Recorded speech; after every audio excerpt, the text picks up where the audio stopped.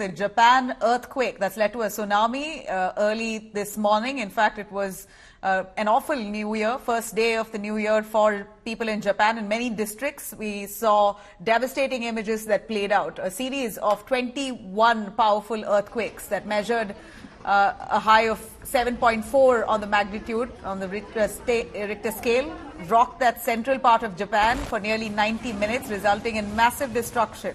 Strong earthquakes triggering a tsunami warning in northwestern coast. According to reports, tsunami waves hit several parts of Japan's coastal areas.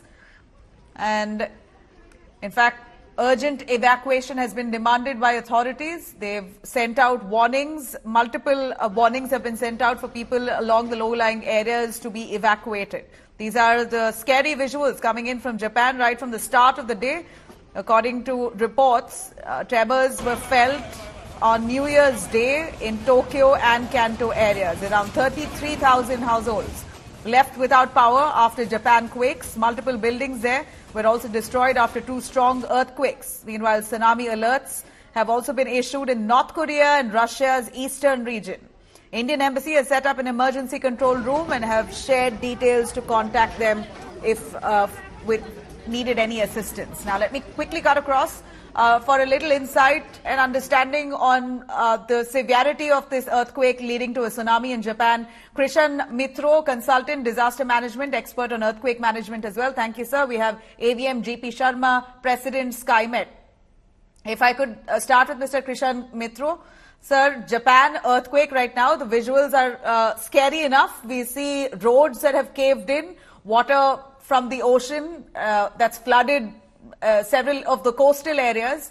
So far, we are still unaware about the kind of damage or casualty it's had, this devastating earthquake. But from the visuals of it, we can see mass devastation to property.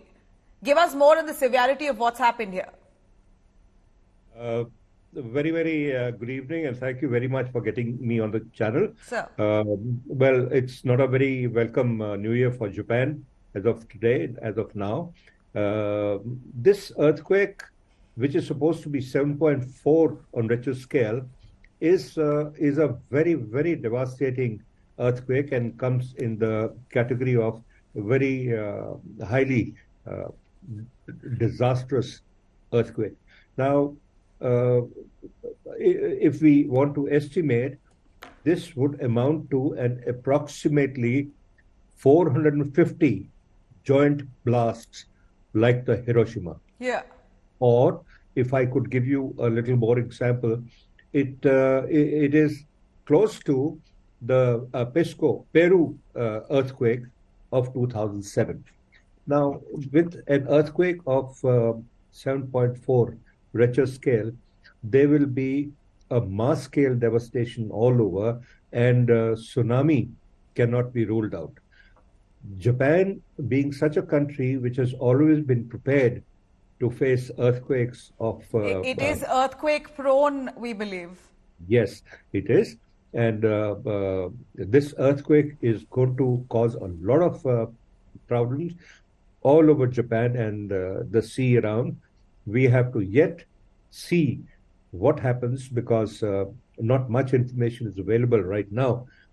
However, to judge the severity, as I told you, yeah, it is going to be, So, if I could also bring in Mr. Sharma here on this. Mr. Sharma, we believe that the tsunami or the earthquake has that 90 minutes of terror has just passed.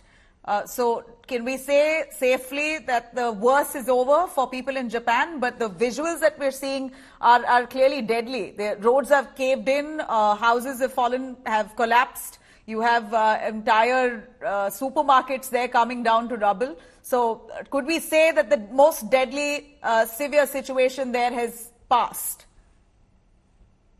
Look, the earthquake struck at about around 1 o'clock in the afternoon, Indian Standard Time, okay, which was around 4 o'clock of Japan time. So it's a 5 hours have left, almost nearly about 5 hours. But then, you see, it was a major earthquake. We rate these earthquakes in this slight, moderate, and major and great. This is in the major category. Okay, anything more. All right, we seem to have a problem with your connection, sir. Carry out even, you see, like we remember the one which we were struck with in 2004, 26th of December. So it was far off, somewhere in the Indonesian coast or so, but then the tsunami devastated our Bay Islands, entire range of chain of Bay Islands, and they reached even coastlines of Tamil Nadu and this southern peninsula.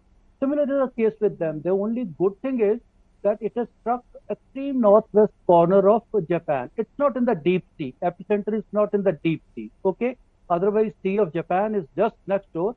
If it was there in the sea or so, and the displacement is there of the plate, obviously the volume of water which got displaced while the earthquake is in the deep sea, that is much more. Okay, which is not the case this time. So it's a shallow. It's not a very deep. Also, it's a shallow earthquake.